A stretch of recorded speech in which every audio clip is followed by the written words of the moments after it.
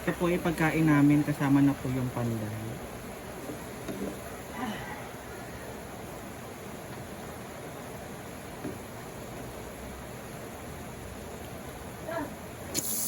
So dahil nakakaluwag-luwag tayo guys, meron tayong margarine. So magigisa na po tayo ng bawang and sibuyas.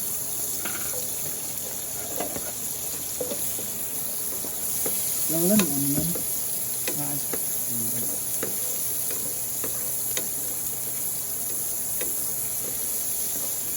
So ayan, isasama na po natin ang ating baboy.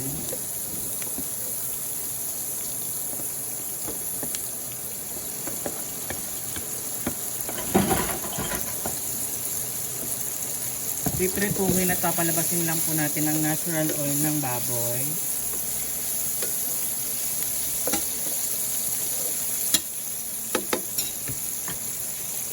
So dahil lumabas na yung natural chemiratic ng ating baboy, lalagyan na po natin siya ng oyster at ilalagay ko na po yung Baguio beans and what you call that?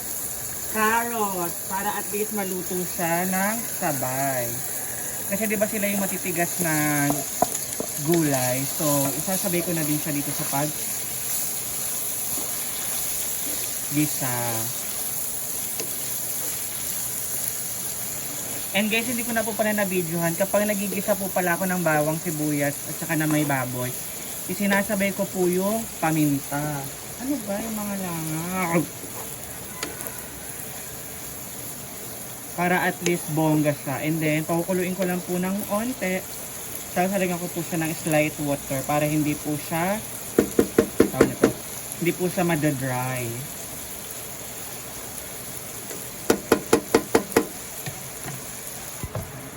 And guys, lalagyan ko po siya ng water.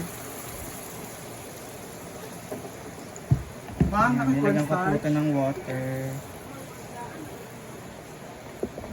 And lalagyan na rin po natin ang pansit. Wala ko naman.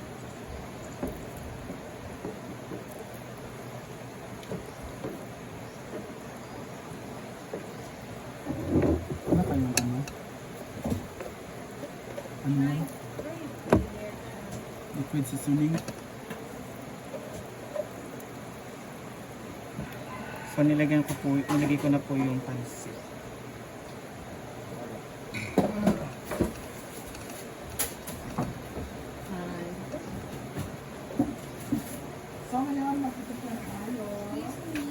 Ayan guys.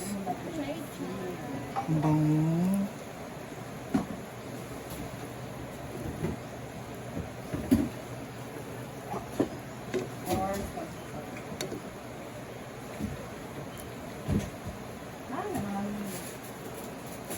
So hindi po natin siya i-overcook yung pansit.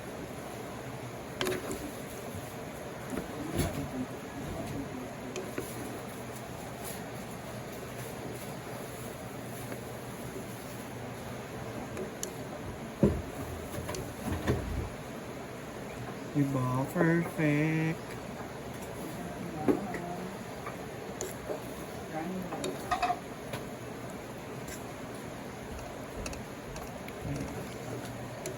So pakukuluan lang po natin siya. Nilalagay na natin mamaya ang ating mga gulay.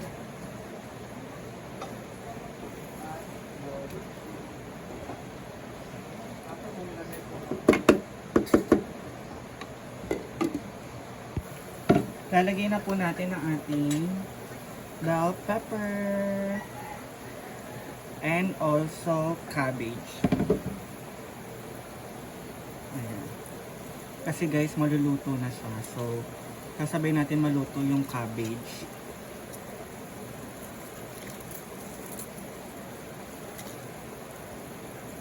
Ayan. More vegetables, more fun.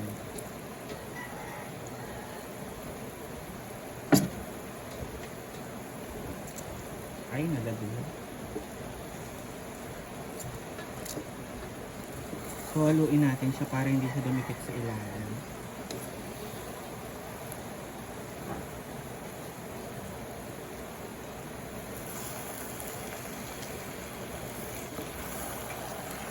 Ito po ay pagkain namin, kasama na po yung panday.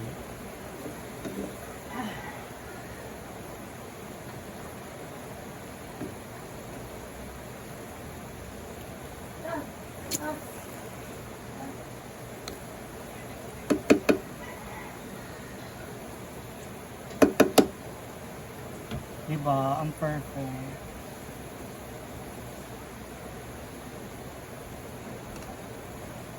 Watch nyo guys.